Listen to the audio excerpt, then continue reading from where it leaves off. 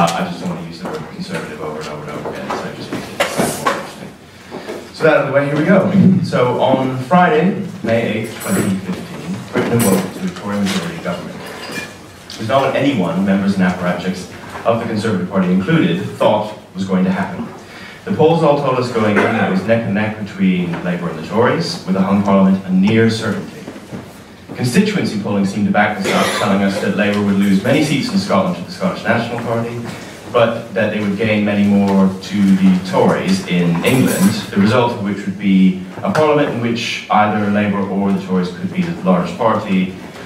Most wisdom seemed to come down to the Tories just slightly pipping ahead of them with a late surge towards them.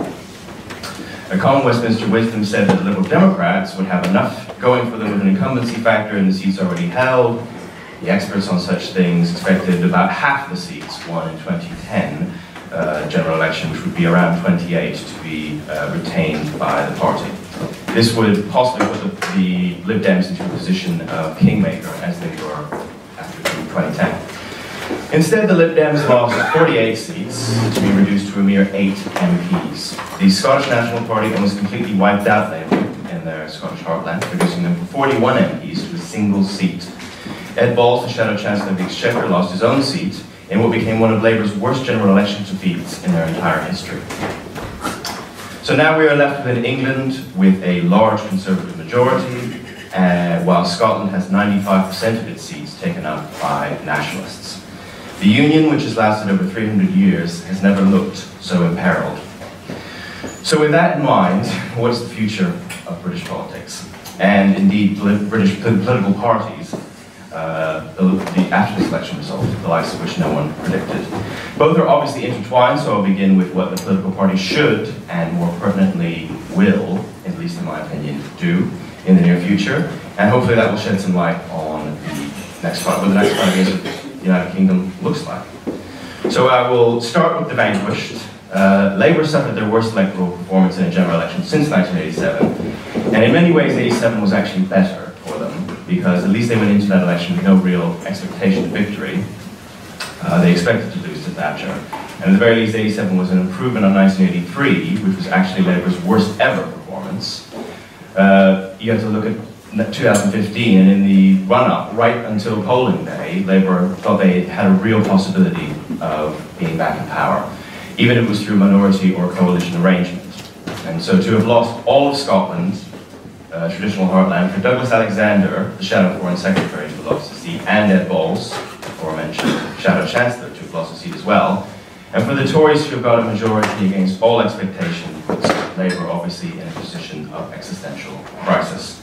How Labour responds to this defeat will tell you a lot about the direction of the entire country, at least politically, over the next decade. There is a battle on at present for where Labour goes, which direction they go. It is shaped up, as many might have predicted, as a battle between the trade unionists and the sort of the Blairite centrists, for lack of a better word, although they probably wouldn't use the word Blairite to self-define. So what that basically amounts to is a possible shift further to the left, embracing more protectionist economic policies, as well as very possibly even a socially conservative one, if they're going to try and win back UKIP and formerly core voters in the north. This position is represented by the co-frontrunner for the leadership, Andy Burnham, which I should mention, this is despite him having actually been a minister in Blair's cabinet for a period. But the unions seem to have sort of coronated him as their de facto candidate. On the other hand, they could move more to the centre, away from, at least more centrist from where they were under Miliband. And that position is going to be represented by Liz Kendall pretty much solely now, given there were more prominent centrist candidates in the mix, most notably Chuck O'Muna, who sadly decided to drop out of the leadership race early on. Now, in my opinion, it's the centrist route is the only one that Labour can possibly go down and have any chance of winning the next general election. And even then, it will be pretty tough for them. Some of the psephology around it is pretty daunting from a Labour perspective. And even given all that, early signs from the Labour Party on this front are not good. Given most of the Labour membership are well to the left of even most Labour voters, I expect the Labour Party to probably elect Andy Burnham as leader and head even more in a more left-wing direction than even under Ed Miliband. And as I said, I think this could spell catastrophe for them, the left of centre in Britain, and indeed, to some extent, everyone who would count themselves as a non-conservative within the country. As for the Liberal Democrats, rebuilding from such a low base under first past the post presents enormous challenges. Like what Labour is facing, the Lib Dems too will face an internal battle about the direction of the party from here. Some will want the party to remain centrist and focus on those things that differentiate the party most from the Conservatives. So being liberal in the social sphere, championing civil liberties, which will almost certainly come under attack during this Parliament, and obviously being a proud pro-European voice. However, others would like the party to be more of a sort of far-left party. It's sort of like the Greens, but just with slightly more parliamentary representation. I remain hopeful that the former will win out, with it at least giving the Lib Dems a chance to win some of the seats lost at the 2015 general election. But again, like I say, all victories will be extremely difficult. I think Tim Farron will be the next leader. It's looking very much like that. I think that many people will assume as a result that the party will head in a left-wing direction. I don't think that's necessarily true. We'll wait to see. One final note on the 8 seats as well. It's unfortunately very geographically spread out across the country. If you look at Lib Dems' seats, it sort of looks like someone sneezed over a map of Britain. We've got one in Wales, one in south of London, one in Scotland. So there's no sort of cohesion to it at all, which is an added headache to the whole thing. A quick word about UKIP, which, while I'm covering the defeated, one of the few silver linings for Liberals on May 7th was the failure of UKIP to meaningfully break through. They ended up with 1 seat, which is actually 1 fewer than they went into polling day with. However, it has to be said, on the flip side, 4 million people voted UKIP. And if they don't fall apart over the next couple of years, they could use their 120-odd second-place finishes, particularly in northern English cities, to transform themselves into a real political force, capable of winning at other than the European Parliament polls, which Britons tend to use as a protest vote. A word of warning to the United Kingdom Independence Party, and Nigel Farage in particular, is that far-right parties in Britain tend to have very short lifespans and can be somewhat easily killed in a short period of time. It's notable that the British National Party got 564,000 votes at the 2010 general election, and in 2015 they got 1,667. So things can fall apart very quickly for extremist parties, actually, generally in Britain. And early signs from UKIP don't bode particularly well. They've sort of devolved into a sort of civil war. Nigel Farage promised to step down as leader should he fail to win the seat he was contesting at the general election, which he did not. He resigned and then unresigned very shortly afterwards. This will hurt his man of the word of reputation. Farage's image is very much built on, he does what he says. And so having sort of unreservedly said he would quit and then unquitting will definitely have its consequences. And also clashes have already taken place between Farage and Douglas Carswell, UKIP's sole member of Parliament. And to add to this, Douglas is very much at odds with most of the party's membership, being a pro-immigration libertarian. So UKIP could easily rip themselves apart in the coming months. However, if they don't, I think they do have a future as a sort of English nationalist party, which could actually have unfortunately, from a Liberal perspective, actually have a catchment area, particularly in the north of England. So right, now we're on to the winner of the 2015 general election, the Conservative Party. Having just been through the immense problems that Labour, UKIP, and Lib Dems, all their main electoral rivals face in the years ahead, this should on paper pave the way for the Tories to dominate the electoral landscape for the next decade, maybe even decade and a half.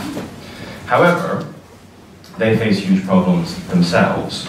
With a razor-thin majority and the need to call a referendum on the future of Britain's membership of the European Union, keeping his party together will be a real challenge for David Cameron in the years to come. The Prime Minister has indicated through his past behaviour that he's willing to do almost anything to avoid a split in the party. This, after all, seemed the motivation for making the EU referendum pledge in the first place. So the question has to be asked is, what does he do when a significant number of his right-wing backbenchers decide they want to campaign against him, i.e. campaign against staying in the EU? Thus far, Cameron has talked a big game about whipping the party to support whatever his post-renegotiation position is, but this is hard to see playing out in reality. The the backbenchers of the Conservative Party are simply too Eurosceptic, and many of them want out at all costs.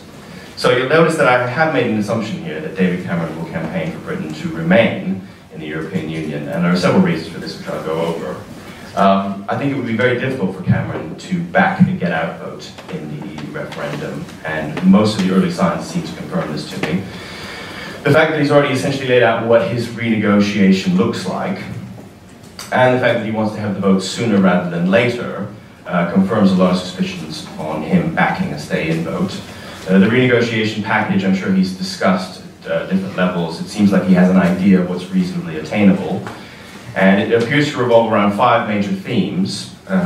Britain being able to opt out of an ever closer union, denial of EU migrants any benefits, including in-work ones until they have lived in the country for a certain period of time, giving greater powers to national parliaments to block EU legislation, so more powers to a red card system or however that might evolve, protecting the City of London from a host of EU financial regulation, and finally creating safeguards so that Eurozone countries cannot impose changes to the single market on non-Eurozone countries. So essentially the idea of the two-speed Europe, if you like, being sort of somehow set in stone, although not treaty change, because obviously it's what he's trying to avoid given the timescales. So when you think about that list, you'll notice it's obviously fairly ambitious, and that's what could make Cameron's dual ambition to hold the referendum sooner rather than later very difficult. The Prime Minister wants to hold it relatively early in Parliament because it would theoretically give stay-in the best chance of winning. I mean, the thinking behind that is that the Tory government would not have become unduly popular yet. Again, so the theory goes. And also from Cameron's perspective, if the Conservative Party is going to have an internal fight on the subject of the European Union, he'd rather get that done and out of the way as quickly as possible so that any reconciliation within the party can be completed while the Parliament is reasonably young. But really there are 2 big reasons why I can't see Cameron ever supporting a get-out vote in the EU referendum. And the first one is that to do so would be hugely alienating to a huge portion of the business community in Britain. The Tories can't ever risk such a relationship because if Labour goes against predictions, for instance, and picks a centrist leader next time around, there could be trouble if the business community feels alienated. Also, a lot of donors to the Conservative Party come from the business community, as you'd imagine, and the support, tacit or otherwise, is hugely important to the whole Tory brand. The second reason is Cameron arguing directly for Brexit would place him on the opposite of the argument to the Americans. The Conservative Party remains very Atlanticist, and the so-called special relationship is something they take very seriously. The Americans are extremely serious about wanting Britain to remain in the EU. First of all, it's because they see themselves as Britain is sort of being an interlocutor with a lot of the EU, but also, and this is much more important, they feel if Britain leaving would possibly weaken the entire European project, and the continuation of which is very much in America's long-term interests. America would be a bit peeved for Britain to endanger the entire post-Second World War European settlement over a fit of pique within the British Conservative Party. I should touch here on where the European debate is in Britain at the moment more generally. I think that the tone of the discussion around the EU in Britain is something that often does shock our continental cousins. Most of it is heavily Eurosceptic, and usually based on facile concepts such as the EU costs money and is therefore bad, with no look whatsoever about the benefits Britain derives from being part of the largest single market in the world, or dwells on more embarrassing alternatives, and I'll put that in quotations, such as substituting the Commonwealth for the European Union as a trading bloc.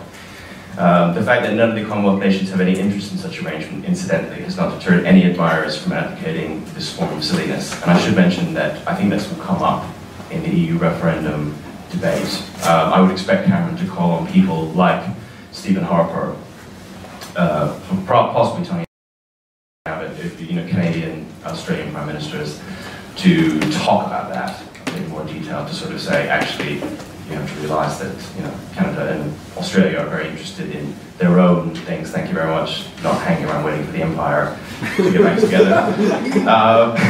So I think that will be spelled out, and I think that actually will be quite powerful to a British audience who remain sort of blissfully unaware of some of that. So how exactly will the EU referendum play out then? I'll start by saying that I think Britain will vote to stay in. when the choice is offered to them, and I'll work backwards from there. And I'll preface by saying that obviously nothing I'll say about that should make pro-European Britons complacent. One assumes that the Labour Party will campaign to stay in the European Union, but I should mention that is by no means a given. It does depend on who becomes the next leader of the party, because there is a strong strain of strong anti-EU feeling on the left in Britain, as there is in many European countries. One only has to recall the last referendum Britain had on Europe in 1975, when the Labour Party membership wanted withdrawal by a margin of 2-1. However, I still think Labour will campaign to stay in Europe regardless in the end.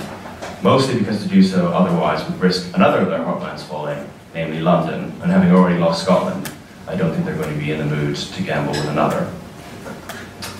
At the end, Cameron will present his renegotiation package, whatever it is, as a huge triumph. I think that will be welcomed by both the right and left press, for different reasons, obviously. And I think the British public, largely ignorant of how the EU works, will pretty much accept it at face value. That's what I anticipate happening. Many of his backbenchers then, and we'll wait to see how many, in chorus with UKIP, will declare the whole referendum in the terms that it's being fought under. It will be called a stitch-up, and there'll be allusions to 1975. But like I say, I think we will vote to stay in. What then happens to the Conservative Party will be interesting post-referendum. I think possibilities range from everybody keeps their discipline, there's a few minor fallouts, but everything just kind of bumps along, to the Conservative Party splits in two. Those are the two absolute extremes. And there's clearly a huge amount at stake for Cameron in all of this. As I say, he's already made noises about that he wants to whip the collective position within Europe, within the party, but I don't see how this will hold. And a split would be interesting, but I don't think it's probably going to happen. Obviously, if it did, it would be a huge opening for the Liberal Democrats, potentially, but that would really depend on where the Lib Dems were, how things proceeded under the new leader, and obviously what the polling position of the Liberal Democrats at that point was. So I'll put aside the question of Europe and look at how, more broadly, the politics of the next 5 years in Britain will play out, in my opinion. In terms of economic policy, we're looking at major public sector cuts under the Conservatives. They pledged to cut the deficit by a large amount, and also to do so without raising taxation. And in fact, they're going to be lowering taxation in many instances. They're just going to be lowering taxation in a lot of ways. So add to this the fact that a lot of the savings made in the last parliament under the coalition were, a lot of them were efficiency-based. That's all been done. So the cuts that will have to be made now will all be front-line ones that the public will directly feel. It will be interesting to see how the pinch of that will be felt, and if the Tories will suffer in any way politically for that. They obviously don't have the Lib Dems to hide behind this time. The political claim, if there is some to be had, will be all theirs. The Conservatives also want to put into legislation a great deal of things that the Lib Dems prevented them from doing in the last Parliament, such as a greater rollback of civil liberties in the form of the Snoopers Charter. There's talk of a repeal of the Human Rights Act. However, like on Europe, I think Cameron can expect to face some battles within his own party on these matters. There is a liberal wing of the Conservative Party that will not take kindly to actions that involves what is technically more government intrusion into the lives of the citizens. At least that's how it will be argued by the liberal wing of the Conservative Party. Again, with such a narrow majority, it won't take very many Tory rebels to make such things impossible to get through the House and into statute. The Conservatives also seem to be looking to settle some old scores. There's some talk of punitive action towards the BBC, and already Cameron has specifically identified decriminalising the non-payment of the licence fee, which pretty much amounts to the Prime Minister inviting the citizens of the country not to pay for public television at all. It'll be interesting to see how that goes down. And there's talk of even breaking up the BBC. Again, we'll just wait to see how far the Tories go on all of this, how much of it's rhetoric and how much of it actually gets put into action. And one has to remember that the Tories didn't expect to win, so some of this might have been gambits for renegotiation, even negotiation with the Liberal Democrats, should that situation arise. Given that it's now all in their manifesto, it will be interesting to see how that then plays out. So yes, then there's a strain of Toryism which is very much centred on preservation of beloved institutions, which of course the BBC is one. Moving on to the SNP, the Scottish Nationalists hold 56 out of Scotland's 59 seats. And Cameron will meanwhile then have to hold the country together, quite literally, as a result. A game will soon emerge between the Conservatives and the SNP, both of them political opposites on paper, but both with similar motives which bind them. They both have a common enemy in the Labour Party. The Tories would like to see England get more power, decide more laws within that country itself, without the Scottish and Welsh votes weighing in. And meanwhile, the SNP would obviously like more devolution, so to dovetail quite nicely. The Conservatives would simply, one theory goes the Tories could simply call the SNP's bluff and sort of go, well, here, take it all. We'll just devolve everything to you. With the idea being that essentially the SNP like to play this game of being in opposition and power at the same time, where if you devolved everything to the Scottish level, they couldn't do that anymore. But one has to wonder why the Tories would bother, because what motive do they have for making the SNP look bad? As long as the SNP can continue to take all the seats in Scotland, it very much prevents a Labour majority anytime in the near future. So again, there's a sort of a synergy between them there. So in summation, David Cameron has his hands full, basically. A need to keep the country together, to keep it in the EU, or at the very least the single market. The desire to make spending cuts on what would most likely, or very probably, be a very unprecedented level. And he has to do all this with a tiny parliamentary majority of 12. The Conservative government will face many challenges. However, if the Labour Party continues to self-destruct, both the Prime Minister and his party may just be allowed to get away with it and return to government after the next election, regardless of any failures made in this Parliament. And I'll close by saying that, despite having some real concerns about the next 5 years and what sections of the Conservative Party might have up their sleeve, I remain a balance of optimistic and worrisome about the state of Britain over the next 5 years. I think that the rebellions we spoke about earlier within the Tory ranks on issues like the Human Rights Act and civil liberties will come to pass, and I think a lot of that legislation will fail. I think as Liberals we should feel good about that. On the other hand, I think public services could be in bad shape and cuts could affect education, whatever the Tories have said about ring fencing these certain areas, so I have concerns about that. So basically there will be pluses and minuses. I do hope that the economy will continue to grow. I think it probably will. I think as a result the country's financial position should be better overall.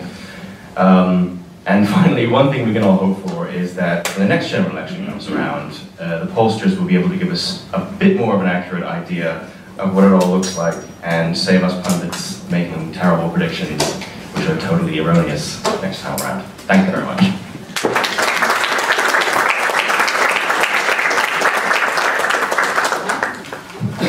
Optimistic and worrisome. Yes. Very interesting. Thanks for that fascinating talk. I would like to invite up the Swedish UK-based community. We have 3 experts on UK politics who are invited tonight. Claes Sandberg, political scientist from the University of Sheffield. Welcome up. Staffan Sonning, chief correspondent in London on Swedish radio. And Maria Borelius, board member of Open Europe, entrepreneur and columnist in Dagens Industri. To what extent do you agree or disagree with Nick's statements about the current affairs of UK politics? Do you have some interesting observations, points of agreement or disagreement? I absolutely agree with Nick's evaluations on the drama on the 7th and 8th of May. For us as journalists, it was the equivalent of Santa Claus that arrived between 10 o'clock p.m. and 10 o'clock 30 seconds p.m. when everything was turned upside down. Very, very strange experience. Very lovely experience for a journalist, of course. Big news happening in real time, couldn't be better.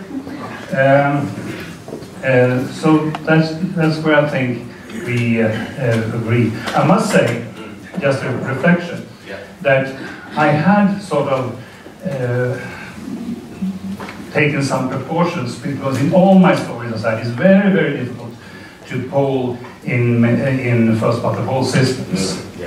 But I could never have dreamt of something like this because it was 92 again, but worse. Oh, worse, yeah. And they should have learned something. Yeah. I thought. Well, also after 92, we all figured they sorted it all out, and the polls must be right. They must be right. Even people like myself who really anticipated not a Tory majority, but the Tories definitely being the biggest party and getting close, rolled back from that as election day came closer and said, woo, well maybe it'll be Labour. Because we just thought, well, if the Tories haven't moved ahead now, when will they? Yep. And then it turned out they were completely wrong. And one question perhaps that I would like you to elaborate on, you touched upon it, and it's devolution. Yes. Devolution to Scotland, to Northern Ireland, to Wales, and, mind you, to England. Yes. Which is, I guess you all know about this, it's a bit strange. Scotland, they got the local government, Wales got the local government, Northern Ireland has got the local government, England has no local government. So Cameron wants to create some sort of double-layer MP parliament. Yes. Well, different voting rights. What would that mean for United Kingdom? Oh, well, devolution in the United Kingdom is a very complex topic. As they basically, Scotland, and Northern Ireland, and Wales all have devolved legislatures, England does not. This has always created what's been known as the West Lothian question, which is why, if Scotland has a devolved parliament, so they have their own making West, which just decides certain things which are devolved to Scotland, and keep in mind nothing's devolved to England, why do Scottish and Welsh MPs get to vote on issues which pertain only to England? And the thing is, no matter what, you've had some of the best political scientists, some of the best brains in Britain thinking about this for 4 decades, and no one's come up with anything, even remotely useful, essentially. Because the problem is, as soon as you get English votes for English laws, what you're then essentially doing is you're segregating. You're putting the union in great peril, because essentially you're saying, well, the Scottish MPs, you only matter for Scottish issues, to which we say, well, we already have a devolved parliament, so what's the point in being the national legislature?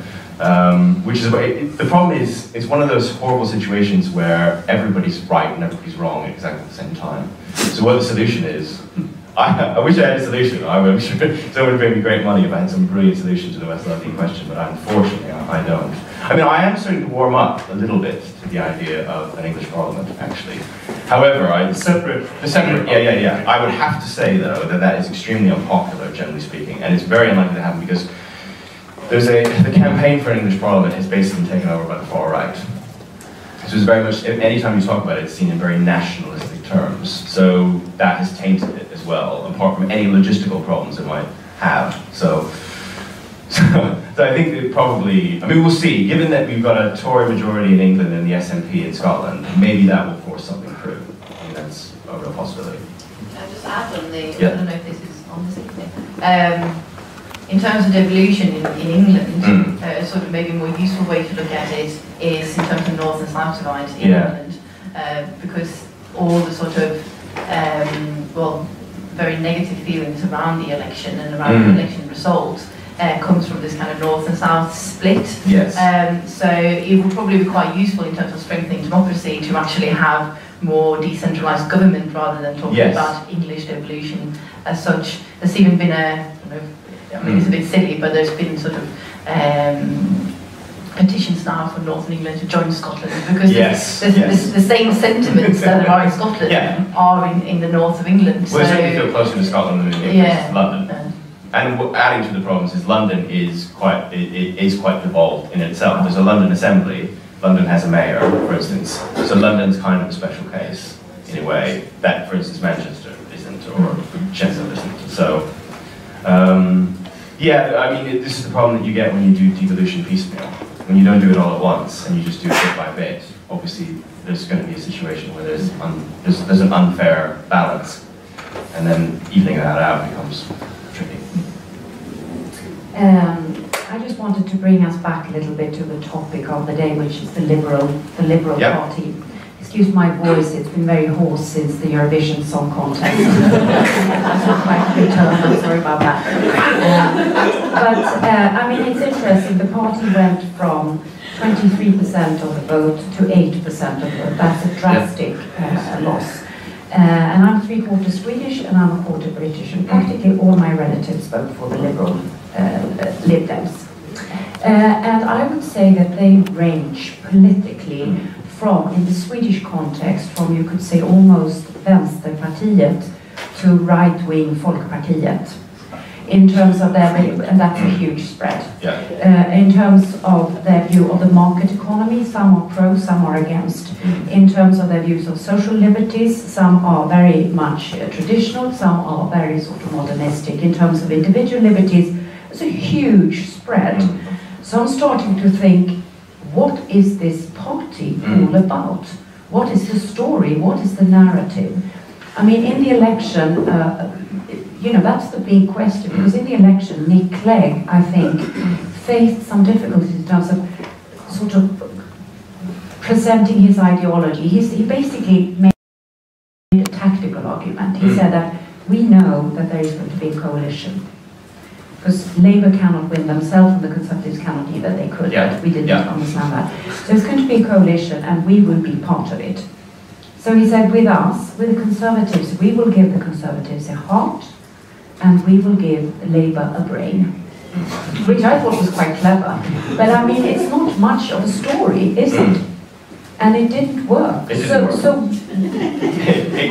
we can say definitively. Yeah. So you know, how do you see as a key player in the party? Because you got the group around the Orange Book, which the Nick Clegg group, which is a very, you could say, almost like the Swedish Folkpartiet, is, you know, what's going to be the story forward? Well, that's a good question. I mean, one of the problems is who becomes the next leader, and you've got 8 MPs who are, again, a very disparate bunch of people. You know, you've got some very left-wing people there, you've got some people who are very much of the Orange Book tradition. I mean, I think that, I'm an Orange Book liberal, so I would obviously say that the way forward is, you know, keep the Orange Book traditions alive and all that kind of stuff. I mean, it'd be interesting to see a lot of people have joined the Lib Dems since polling day. I mean, I think it's like 15,000 or something now, and it's be very interesting to see where they fit on the spectrum. But I think one thing you're absolutely right about is the Lib Dems need a story that is entirely individual. I think trying to sort of split the difference, as it were, which happened this election, trying to say, as you say, we can give this party this, or talking about coalitions, and coalitions we have found, you know, aren't popular. People don't like coalitions. I mean, one of the arguments against the alternative vote in 2011 was all they had to say is this will lead to more coalitions. People don't want that. But I think people want strong government, it's called. Yeah, but I think we have to say also that nobody believed in this coalition. Everybody thought it would fail, and it actually worked very well for 5 years. And it brought down the deficit, you know, did huge reforms in terms of schools, in terms of welfare, improved the situation for the people on the lowest income. So it was actually in many ways, you know, a hard-working coalition. I think a lot of people, had they had the chance, would have voted for the coalition to continue. I think lots of people would have, but the point is that that wasn't on the ballot paper. No one could vote for that. And so what they said is, well, they made a very logical position, which you have to do under first past the post, which is, okay, well, I prefer to have Tory live again, that would be great, but what I definitely don't want is Labour. And the only way to ensure that we don't get Labour is to vote for the Tories. And that's what people did, just by and large, I think. And I think a lot of people in the Southwest sort of did this thing of going, well, if people vote Lib Dem, well, I could probably vote Lib Dem. I'll vote Tory, though, just to be safe. And then everybody did that. And then they went, oh, okay, that's the Lib Dems gone. Oh dear. Was there also a large proportion of tactical voting? Well, yes. I read the Daily Mail 2 days in a row. They had a whole front page and a couple of news pages on 50 constituencies where you should vote tactically. You do get, this is what I would say about that, you do get a lot of that before every British election, because under first past the post, obviously tactical voting can be quite key. I would warn against that, because one of the things is usually tactical voting, when you say a lot of tactical voting is going on, usually people tactically vote against the Tories. That is a tradition in Britain, you know, so people go, like Lib Dems got a lot of that. People said, oh, I don't want a Tory MP here. I really like Labour, but they have no shot, so what I'll do is I'll vote Lib Dem. So actually people voting tactically for the Tories is unusual. I think probably a lot of people were pushed to tactically vote and didn't. I think how they voted was, there was a lot of fear. There was, I think people felt like Miliband's going to be a terrible prime minister. If he's the prime minister, the country's going down the pan. It's going to be terrible. I better vote Tory just to make sure that that can't happen. I mean, I think that was a huge. That was the driving force behind it. I think.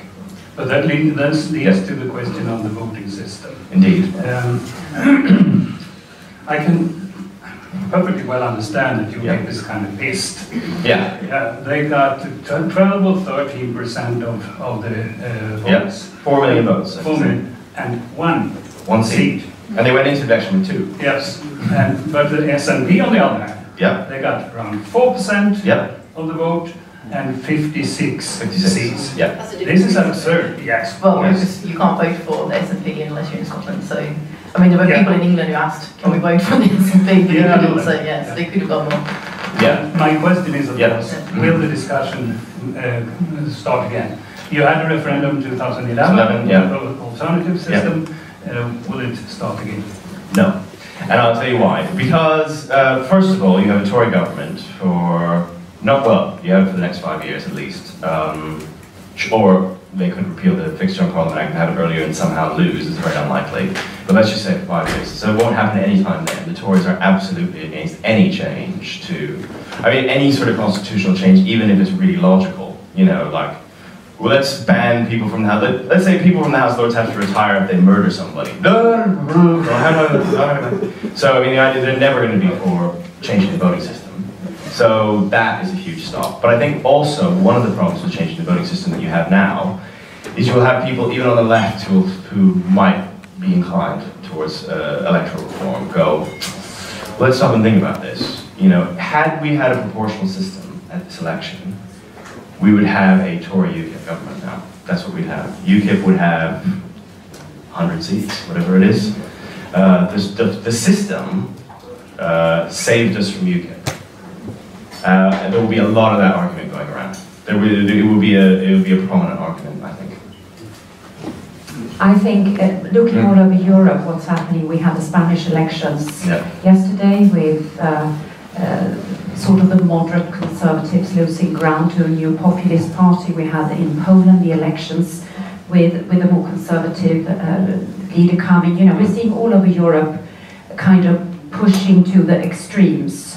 We're seeing, instead of only the left-right angle of politics, we now have a sort of modernizing and traditionalist angle which plays out more and more. And I think in a way the UK voting system is a wonderful balancing mechanism. It's not fair, but it's balancing.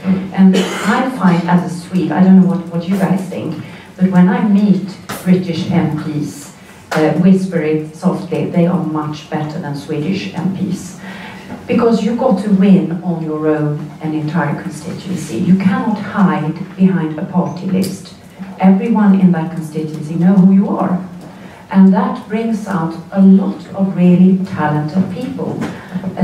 So I'm not so sure that long-term this is a bad system. You know, it's brought out some of the world's best parliamentarians. Gladstone, Churchill, Blair, Thatcher. I mean, that's a pretty impressive list.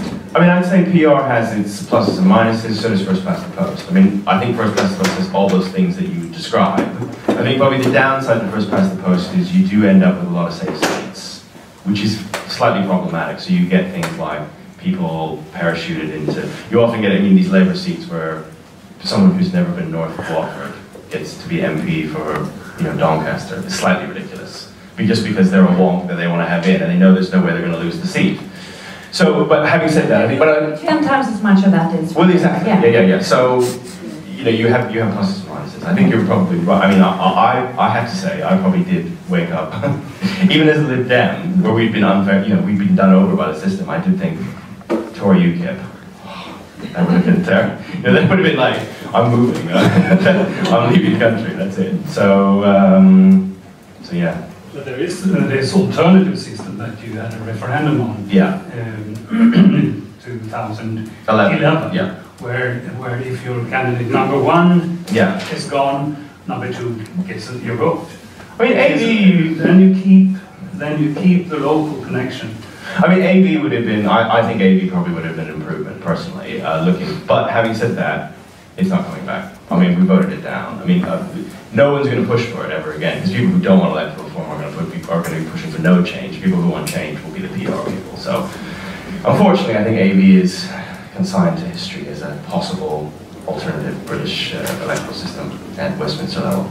It's a shame the way it came about, though, because it was so rushed, and it was clear that Lib Dems put all the eggs in the AB basket, and to keep the coalition, and that's what we were mentioning before, that they talk so much about and trying to keep the coalition together because that's the only way they would ever be in government, and it didn't work. Then it's kind of difficult to see what the alternative is, because they will never. They have to promote the idea of coalition, and they did, and they kind of did it successfully, but it doesn't matter. Well, I think that's the heartbreaking thing for the Lib Dems, is the Lib Dems stayed, basically the Clay project was you stay with government for 5 years, you show that you can be responsible, you show that you can do the job, you make the thing work, and hopefully you'll be somewhat rewarded by the electorate at the end of it. And then obviously that was completely not the case. I mean, that's what we saw on May 7th. But I think also, I agree totally with you, but it's important to add the name Lynton Crosby to the equation. So this is an Aussie guy, a hardcore, knuckle fighting party strategist from Australia who had been working for Prime Minister Howard before, and then he came in and ran the 2 campaigns for Boris Johnson, the very charismatic mayor, the guy with the blonde mop. You saw him in the election game, and the very unironed suits. He's very likely to be the next Prime Minister. Yeah, by the way, very so brace likely. yourselves. Yeah, I think it will be after the election. But anyhow, Lynton Crosby made, did a very strategic analysis and saw the map of England that the constituencies where it was easiest for the Tories to gain more seats were where the Lib Dems had fought a very victorious campaign under Lord Renaud's strategy, the campaign strategies, which was basically, correct me if I'm wrong, Nick, focused around a lot of local issues. Very localist. I mean, basically, for Southwest, exactly. Cornwall, Devon, yeah. Basically, referring to Lord Renaud, Chris Renaud, who was the party chief. He was never an MP. He was party chief executive for a crucial period of time, and he had what was colourfully described as a decapitation strategy. And what this was is, in the 90s, the Tory vote was heading southward. We saw that in the result of the 1997 election, where Labour ended up with a 170-seat majority, which is huge. I mean, under the British system, that's epic. And what the Liberal Democrats, what Renaud realised was, there's a whole bunch of seats in certain parts of the country where Labour are not going to win. It doesn't matter how much the Tory vote depresses, they'll never win. So what we do is we put all our eggs into those baskets. So there's about 60 seats that he recognised, mostly in the southwest of England, where they had been Liberal seats in the past, and they had a sort of a Liberal tradition. And that if they were targeted, particularly at these Tories who were unpopular, and there were particular ones who'd been caught up in scandals, the Tories were a real mess in the 90s, that they could gain a bunch of these seats, and true enough, that's exactly what happened. The party went from about 20 seats, I believe, in 92 to 46 in 97. Again, almost all of the gains taken from the Conservative Party. And so the Tories have been successively trying to get these back at every subsequent election, and failing for the most part. They didn't actually do bad in 2010. There was actually a lot of seats that went back to the Tories. However, if you're looking at it, you sort of go, well, how many Labour seats can we get? Going to be tricky. How many, Scottish seats, that's not going to happen. If you were a strategist and you were looking at what are the most gettable seats, they would be those Lib Dem seats in South West, which obviously turned out to be precisely true. And that was hugely targeted local campaign. You could even target individual voters. 42-year-old women with kids in school, she would care about, local NHS, local schools, and they could target information. And they would, I mean, hugely targeted, which was novel at the time. A lot of parties have taken it on. And one of the things the Lib Dems love to do is, our candidate's local. Look, there's be a map, right? Our candidate was born here, and went to school here, and then there'll be some map of Britain. Because one of the targeting was people who'd been parachuted into there. This person grew up in London. That kind of thing. This sort of, we're hyper local. We pick people locally because we care about you and your issues and what's important to you. These people don't care about that at all. So that was very much the Dem kind of strategy. Nick and the audience, also the commentators. I would like to pick some questions from the audience, but before that, I would like to pick up on a theme that started off, but we didn't really follow through. And that's something that we discussed before the seminar tonight.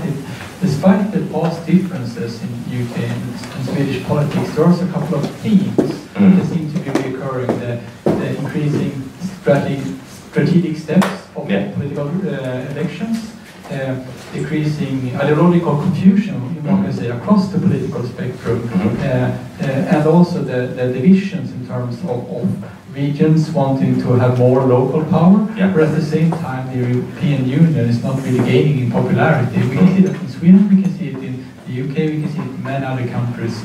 So perhaps we could reflect upon that and think about what would that tell for European politics overall, and perhaps specifically Swedish and British politics. You know, confused ideologies, increasing voters going from different parties. Will we have more UKIP type of parties coming? I mean, that would be interesting, because I think what the UKIP thing in Britain is certainly, and if you look at some far-right parties in Europe, this definitely follows suit, is a lot of it's a reaction to globalism, and that is one of the reasons why the EU is so easily targeted, because the EU there's an obvious correlation to a lot of people between EU and globalization, just becoming a more globalized world, a more open world, a less national-based world. And the people who feel like they're losing out because of that, whether rightly or wrongly, they react against it, particularly when no one else is giving them any solutions to the problems that they're facing. So, you've got the huge sections of, let's say you've got towns in England where unemployment's massive, living conditions really bad, poverty very high, and you've essentially got the Tories going, well, you're all lazy, so why don't you just go get a job or leave? And then, or then you've got Labour saying, well, we'll keep you on the dole forever and ever. And you can come along and say, we can make your lives magically better, all we have to do is leave the stupid European Union. And they go, oh, that sounds great. So, I mean, how do you combat that? Well, I think you combat that with better communication to the segments of the population. That's my personal view. Yeah, I don't think it's just about communication though, because there are really dire situations. Oh, communication and actual policy follow through. Sorry. Yes. No, of course. But I think it's interesting in the UK as well, because there is like, it was so pronounced, I think, in this election, not just the anti-sort of globalization and anti-immigration, but also this sort of identity politics in general, because you had, there was one particular leader debate, which was all the opposition parties, and there you had Anne Wood from the Welsh Party, and you had Nigel Farage and Nicola Sturgeon, and they all kept saying over and over again in the debate that what was best for the Scottish people was best for the Welsh and for the British, although they really kind of meant English. They kind of really meant English, didn't they? And you only had the Green Party and Labour stood there actually speaking for some sort of common good or some sort of ideology. And I think if you take that coupled with very, very negative election, it changes quite a lot, I think, of how politics is run, how you do politics, and not in a very good direction. And maybe that's where this kind of ideological confusion comes from as well, because that's not really what's at focus anymore. It's focused on what's best for me and my group, kind of taking over slightly, which is kind of a sad development, I think. I'd agree, I mean, I think the SNP vote was actually came down to something quite simple, which was people sitting there going, well, I'm going to get this Labour guy, he's not going to do anything for me. This SNP person is only going to care about Scotland and what's good for my, well, I'll go with that. So selfish voters and selfish politicians. It's not really selfish, I think, because you always have people voting for their interests, but their interest has been more maybe as a working class person or as something else, and now it's selfish in terms of my identity group, which is slightly different. I mean, there's been people doing interesting research on Scottish nationalism, and people claiming that actually, if you look at how people identify, they don't actually identify more as Scottish rather than British, now actually less so. But that's not really the point in how it's been played out. It's not necessarily who am I, but how can I get the best for my group that I'm already part of. So, Staffan, Maria, what in the future will we have identity politics? Yeah, I think so. I think we have a huge collapse both on left and right in terms of delivering stories that answer worries that normal people have about their lives. The traditional left-wing story has collapsed. It doesn't work. It has been translated into a tax and spend story, and that's not enough. The dream of the planned economy and how that would bring about a common good has been shown not to work. So, and I think what we saw on the conservative side was a very sort of boring smorgasbord of, okay, we will give you this, we will give you that, we will, you know, no overarching story on how normal, aspirational people who want to get on with their lives, try to do the best they can actually achieve that. And I think that is a huge challenge for both the left and the right. That story about how to promote in each society aspiration, that is that everyone in each situation, you have two choices with your life, do your best or not do your best, how to always promote the person who tries the best, maybe doesn't have all the resources, but tries the best all the time. And I think we need to look in new ways of taxing the super wealthy and lowering taxes for the aspirational. So translating taxes between wealth and work, for instance. And I know the Lib Dems did a great job on that in this government, and I know that George Osborne was sympathetic to some of that. So that's one of the type of things, and I think Labour has lost the plot, unfortunately, and is probably, just as you say, going to draw the wrong conclusions of the loss, which Tony Blair has pointed out. Yeah, I mean, you can see it already. They've gone into a space. I mean, the fact that Burnham's the central candidate, which I need to point out, he came fourth in 2010. Why Burnham's gone suddenly being fourth to it's not a compelling story, has to be said. Well, I would say that what you see all over Europe is that people are sort of centrifuged out from the center towards the periphery.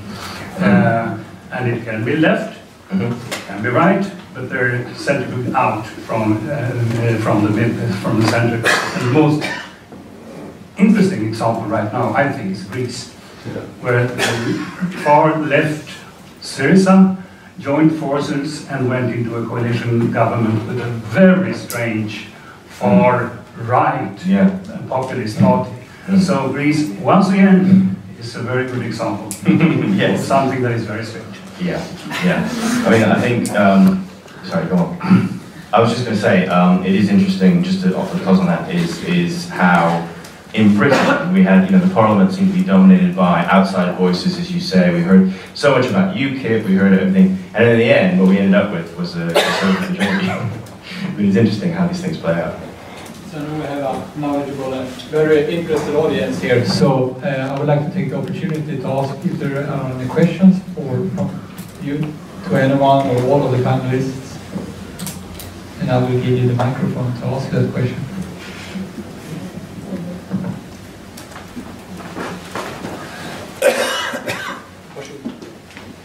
Could you elaborate more on your speculation for Boris Johnson's future? Sure. For his future career? Yeah, absolutely. Boris has been sidelined for the time being, because obviously he, what was the anticipation was possibly, to keep in mind, Boris has just got back into Parliament. It's a lot, I won't go over the ins and outs of Boris's entire career, but he was an MP for a period of time, left Parliament, became Mayor of London, and he's just become MP for Uxbridge, which is very safe, like up the Tory seat. Boris is sort of being looked upon as the favourite next Conservative leader, and given two factors, one of which is Cameron hinted for a while and then sort of became explicit about it during the campaign that he was going to step down at some point during this Parliament, so, 2018, whatever. And so whoever was going to be the next leader would be it. Now, for a very long time, I had speculated that someone from the right of the Conservative Party would be the next leader, sort of an Owen Paterson, etc. I don't think that will be the case now. I think things have changed. The majority, this majority has changed a lot, and I think, so that's what I think, but anyway. My guess, for what it's worth, is that Cameron will lead the EU referendum and step down after that. Yeah. And I think that would be an excellent timing. I think it depends on how early it is. How early it is, yeah, but probably the party will be very divided, as you say, Well, yeah. and you will need a new leader to kind of heal old wounds Yes. and progress. And I know that they are already looking for new candidates for London mayor. I bumped into a very good-looking guy at the gym, very muscular, and he started hitting on me a little bit. And I'm 54-year-old and kind of I'm not in that game. I'm happily married, and he was talking to me, and then we started chatting, and I realized after a while I did recognize him. He's a very well-known football player. He's called Sol Campbell. Some of you might know. He played in the yeah. Anyhow, he is one of the candidates to become London mayor.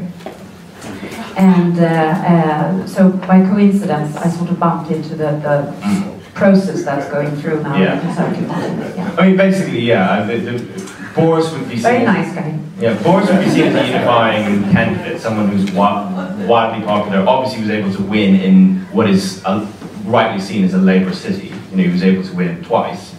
So someone who could reach parts of the populace maybe that other candidates can't. It really depends. One has to remember that who decides who's the leader of the Conservative Party or the Conservative Party members, who tend to be much more right-wing than even your average Tory voter. So that's one caveat to keep in mind.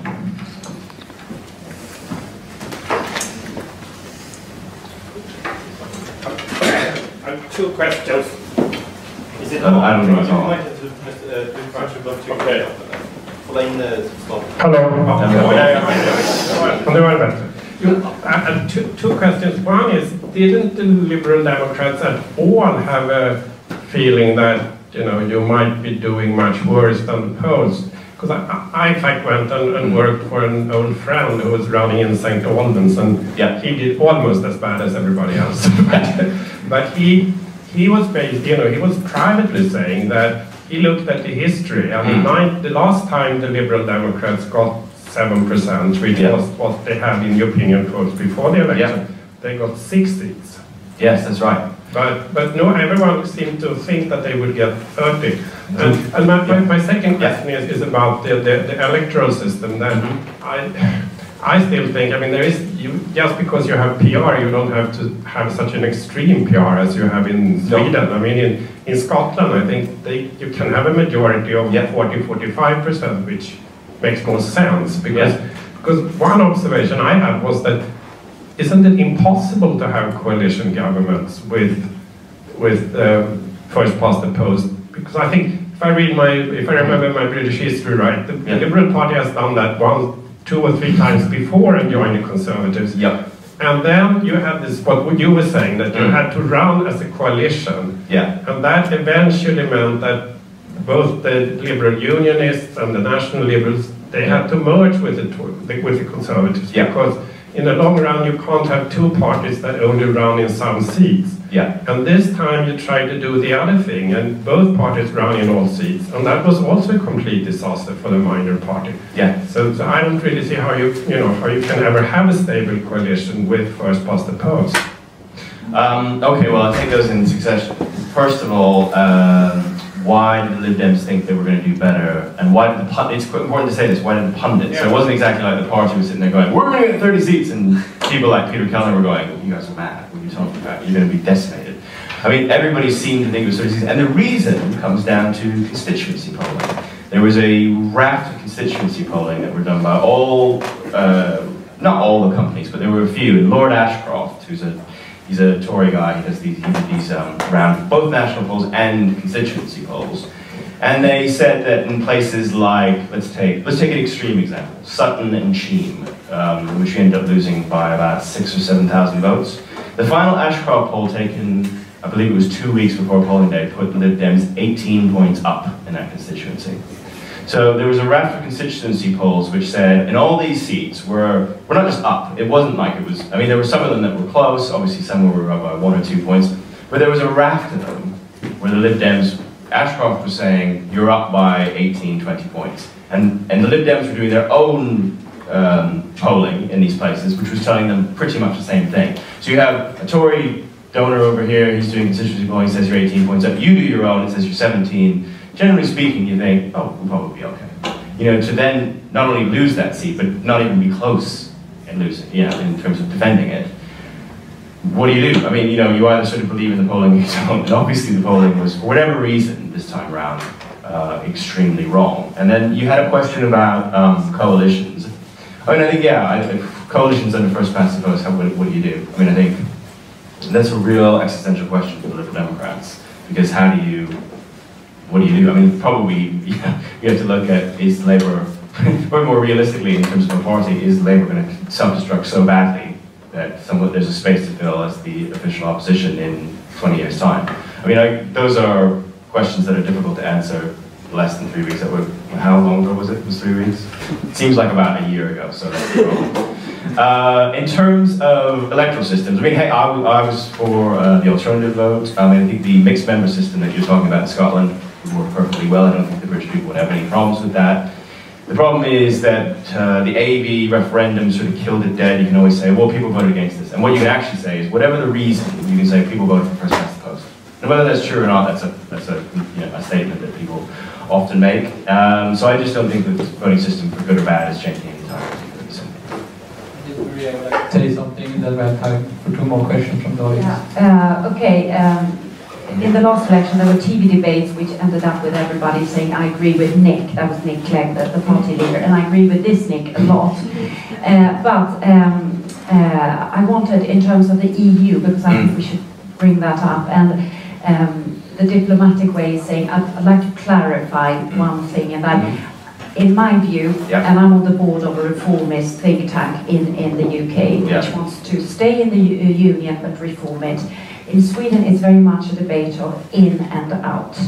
And the way we would describe that is that that's a 1990s kind of debate. We are in the union, that's already managed. Now, it's about what type of union are we in. And as every house needs, I don't know the English word for that, stambyte, sometimes you just need a really good overhaul. It's a bit uncomfortable for everybody in the house. You need to go and shower somewhere else in the loo, but it's good for the house long term. I think EU needs a stambyte. And so I could say in England you can be of 3 opinions. You can be an outist. No matter what the European looks like, you want to get out because you don't like to be with other people. Or you can be an innist. No matter what the European looks like, you are in it. And then you have the third camp that says, let's stay in, but let's bloody reform it and modernize it. It's not reasonable that 80% of the EU budget is either agricultural subsidies or regional subsidies, which mainly go to rich countries. It's a weird construct. We should do more in some areas, less in some areas. Let's look at that. Let's use this opportunity with the potential Brexit and Grexit to do that. I mean, I'd probably just say in response. You don't even know what I'm talking about, stambyte, but it's you change the pipes and the drains and the leaks. I mean, I'm all for EU reform. I think you're right. There's a lot of sort of silly things that go on there. Things need to be updated. I'm probably fine for that. I would only say that Britain can't possibly push for any of that if it's outside. I mean, there was Owen Paterson said the other day, oh, well, we'll just be part of the EEA and we'll be out and that will be better. And I just thought, how the hell is that better? But he's an outist. Well, of course he's an outist, yeah, of course. But what I'm saying is, I just feel like we need to be in. That's what I feel. That's my basic feeling on the EU. I wonder on that point, what your view is on, because Labour's position, I don't know if it was strategic, but during the Eurovision they announced that they're now in favour of a EU referendum as well. But they've only really said that they're in favour of referendum. I don't really know, and it kind of goes hand in hand with the whole anti-Burnham, I guess, sort of. I thought that was a bit lame, personally. I just thought, okay, well, there's a Tory majority and it's obviously happening. So what? I know, we're still against it. I mean, it made no sense at all. But Andy Burnham's view on it seems to be, he seems to want his reforms very much the same as Tories as well. Like, let's make sure that immigrants cannot get any benefit. Actually, on that point, what he seems to be positioning himself, this is the strangeness of the Labour, where they sit right now, the silliness they're being involved in, is Burnham sits there and goes, how can I take a unique position on the EU? I'll be to the right of the Tories. So he goes, well, I won't support David Cameron's reforms unless they're really hard on immigrants and they're really horrible. And then he's, okay, whatever you say, Andy. I mean, just completely off. Is Burnham going to stand up and go, sorry, this is far too generous to migrants and people on welfare? The Labour Party will be campaigning to be out of the European Union on that basis. I mean, you'd just be like, insanity reigns. I mean, that would be... Well, they're probably really, really scared of UKIP. Because, yeah, UKIP's strategy, and I mean, you mentioned the BNP and the comparison, and I'm not sure if it's quite a comparison you can make, and they've all said all the time, UKIP, that their strategy is 2020. And I don't know how well they'll do that, but Labour should be really, really scared. Oh yeah, definitely. But Labour should definitely be scared. So they're trying to be, I don't know what it's trying to do, but more Tory, more UKIP. Clara, that brings up a particular question from me. So now we're seeing the Labour Party, or the potential new Labour leader, triangulate the UKIP policy potentially. And I mean, we've seen attempts at that in other European nations. To what extent could we see that, established parties will be, pretending or actually coming closer in policy to xenophobic parties in a way to kind of, keep their voters? Is that something you think we'll see more of? Happening? I think it's already happening. I mean, I think this election was just that. So I don't really understand why they're trying the same tactic again. That clearly failed. And I mean, there's some research that suggests that if you're not offering anything in terms of immigration that voters actually want, which is more restrictions, then you're not going to do that well. But all parties tried. I mean, even Lib Dems, I mean, they didn't really talk about immigration because I think it was like, we don't want to say what we actually think because no one thinks. Well, because I mean, it was not going to be a vote winner. So, to be fair, to balance, okay, so we're not all on one page all the time. I think, I mean, in the UK you have seen a jobs miracle during this government. More jobs have been created in the UK than the rest of the European Union put together. So there is a jobs engine, and that is attracting a lot of people from all over Europe, which is fantastic in the sense that people can come and look for a new future. But we also have to understand that planning for schools, hospitals, transportation, where people live hasn't followed. So, and that affects normal poor people who live in the areas where these... So, they are getting squeezed because in their kids' class, suddenly you have now 50 pupils on one teacher. And of course they will ask, well, how is this all going to work out? Yeah. So I think that you don't have to be xenophobic to ask a reasonable question about the quality of public services. I just think the problem that Labour have is coming up with a coherent narrative on this. Because basically, I mean, you can see a position where, okay, look, if you just want all the immigrants out, you vote UKIP. If you're basically a neoliberal, vote for the Tories. Why the hell would I ever vote for Labour? I mean, I think that's the issue for Labour. No, I agree with you totally, but talking about business and in the EU, to qualify what you said, it is correct that the larger businesses, the large multinational banks like HSBC, the large Lloyds, etc., they are all pro-EU. The big shareholder companies like the CBI, Svenska Näringsliv in the UK. But the entrepreneurs are more skeptical. Yes, I agree. The self-made, people who run their own businesses like Anthony Bamford, who wrote a big article, a big self-made entrepreneur i grävskogsbranschen, eller grävskopor, are more, I would say, EU reformers. So you have a split, I would say, in business. I would agree, but to clarify, I would say there's a split there even amongst entrepreneurs, because obviously if you're an entrepreneur and you run a business relying on the EU, you would be. But what I would say is you're absolutely right that most of those big shareholder businesses, but those big shareholder businesses are the big business that give money to the Conservative Party or support the Conservative Party. And create a lot of jobs. And create a lot of jobs. I'm not saying that, but what I'm saying is from the Tories' political positioning, it's very difficult for them to say to the banks, don't worry, we've got this covered, and then go, by the way, we're getting out. It would just be very politically tricky for them. I think in terms of immigration as well, I mean, you're right that obviously it puts a lot of stress on local services with a large influx of immigrants, but that's not really what the debate's been about. I mean, it's been about benefits, for example, which is, it's nothing for immigrants, and that's what the entire, a lot of the EU reforms are about. It's about benefits to immigrants, which isn't really an issue in terms of economics. Yeah, in the UK, that's what I mean. I don't know, in Sweden you can make a big case for it, but no, definitely not in the UK.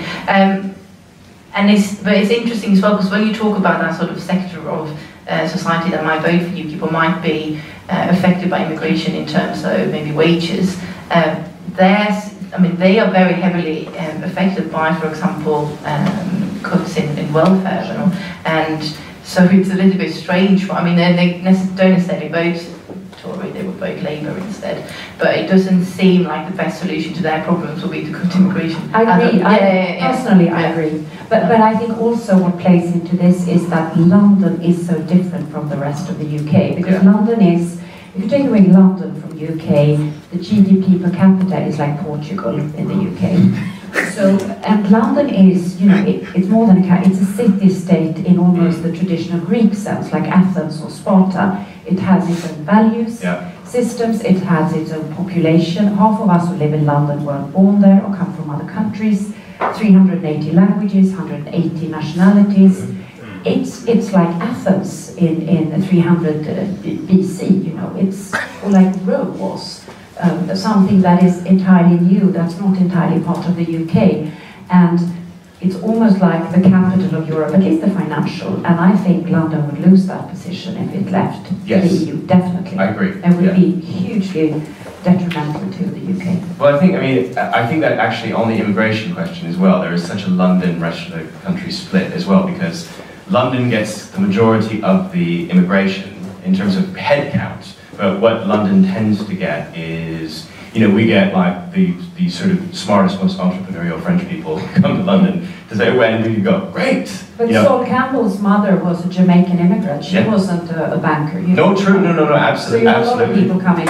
You're absolutely right. Who have been I London. think we have a question from the audience here. What do you think is in the long term a successful strategy for the UKIP, for the Conservatives to take back the voters from UKIP? I mean, is there another way than to be populist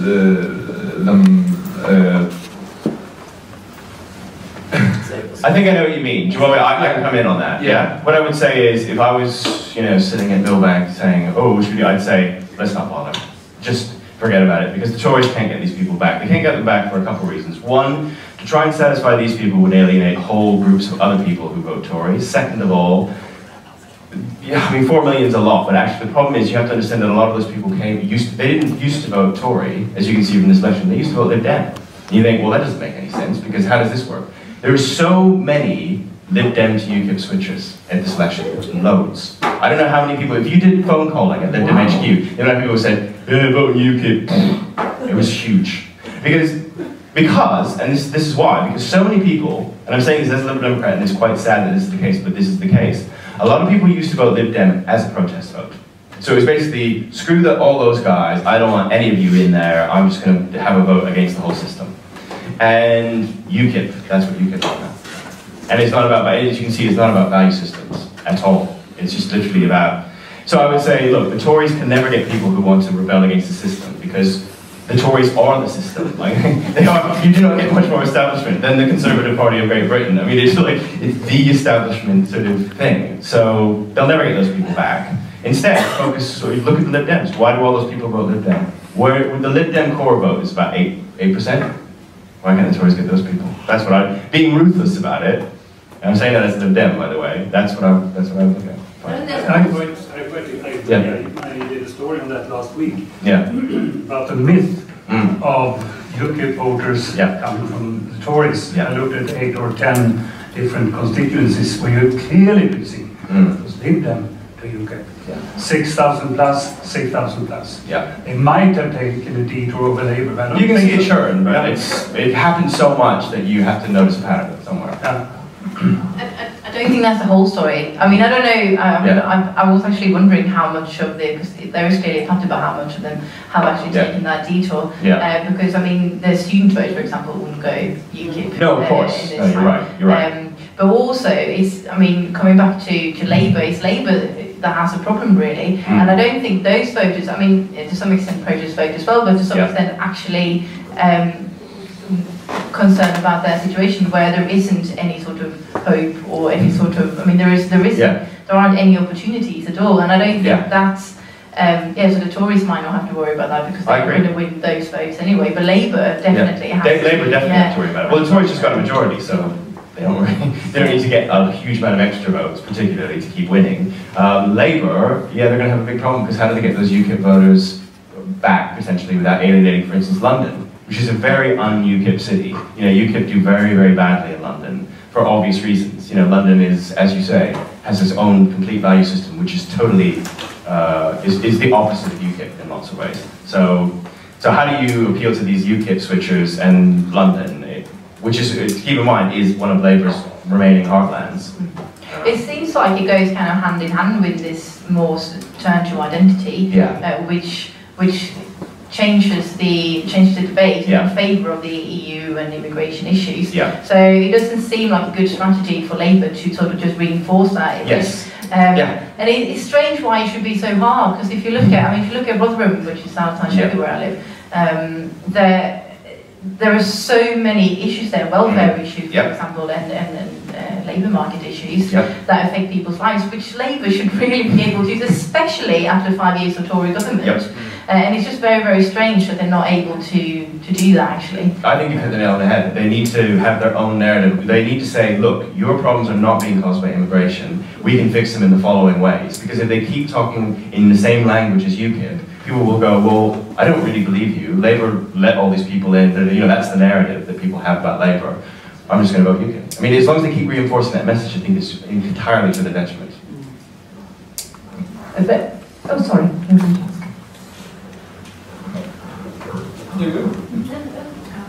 We have, what we have in the UK, which is different from Sweden also, is that we have a very aggressive trade union, Unite, which is sort of like, I don't think we've ever seen anything like it in terms of spelling out the terms and conditions, who do we want to support, what are our terms and conditions, and having a chairman who is the opposite of the word charm, I would say.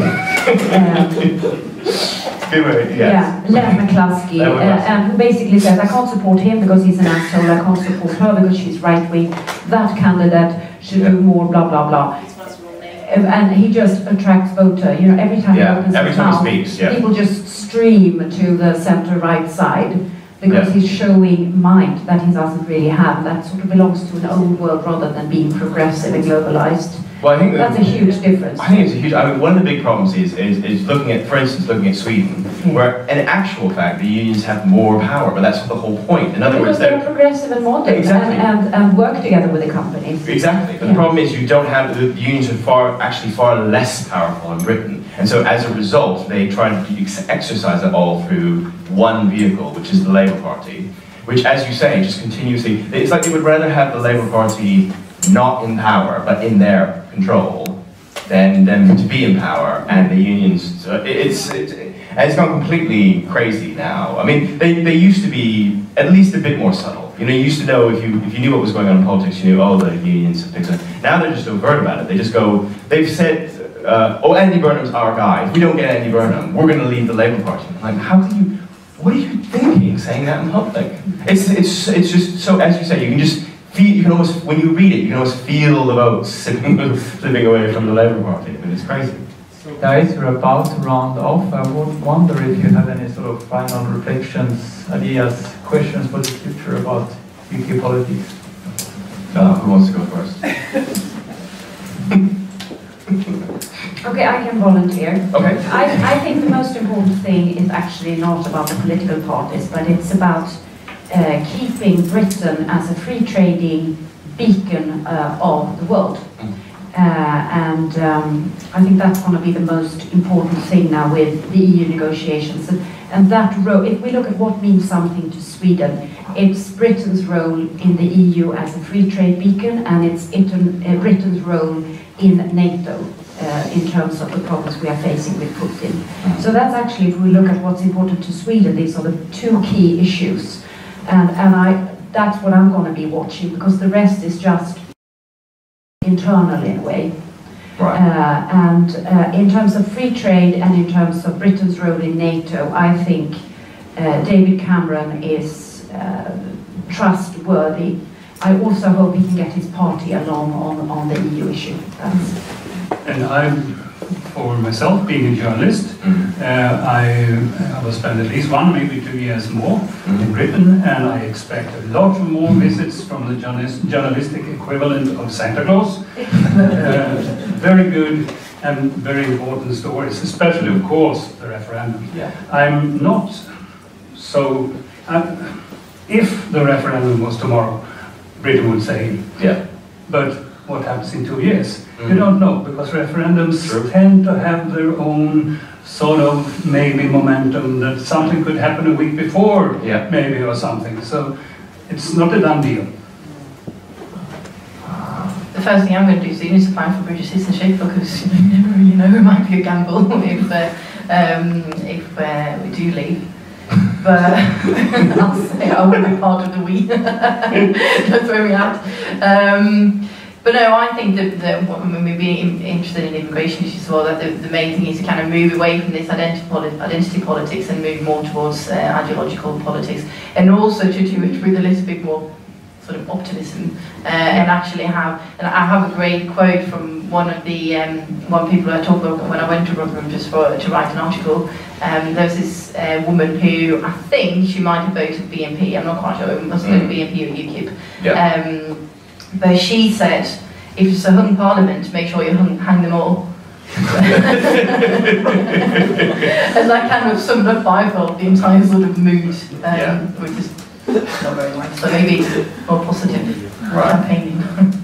I mean, I would probably, I'll just focus on some of the things you guys said. I mean, I think that, I see what you mean about it being the macro picture. I mean, I think that a lot does depend on how Cameron handles his party, how they stick together, if they fray, if there's lots of rebellions. And I'm sort of in a strange boat as a liberal, sort of hoping that they kind of rebel on the right things, stay together on the other. You know, it's why I'm not a Tory, basically, because I agree with them on some things and vastly disagree with them on others. So that puts me in a slightly difficult position. In terms of the EU referendum, and I mean, I know you're right that probably one can say, well, if we voted tomorrow, we'd probably stay in, we don't know what happens in 2 years. I'm part of my optimism about staying in is the British are very small C conservative, and any attempts to try and change the status quo is very difficult. We saw that with the Scottish referendum. I mean, no matter what happens, there's more people who go, I'm going to stick with what we know. I'm just going to do that.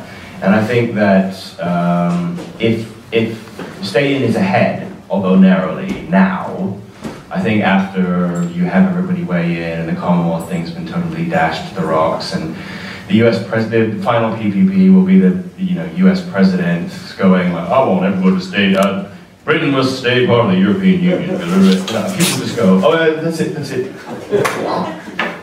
That's what I personally think. I mean, again, what I would stress is if you're pro-European, we cannot be complacent. We cannot go, oh, well, this is in the bag. We need to fight it as much as possible. But by the same token, I remain hopeful.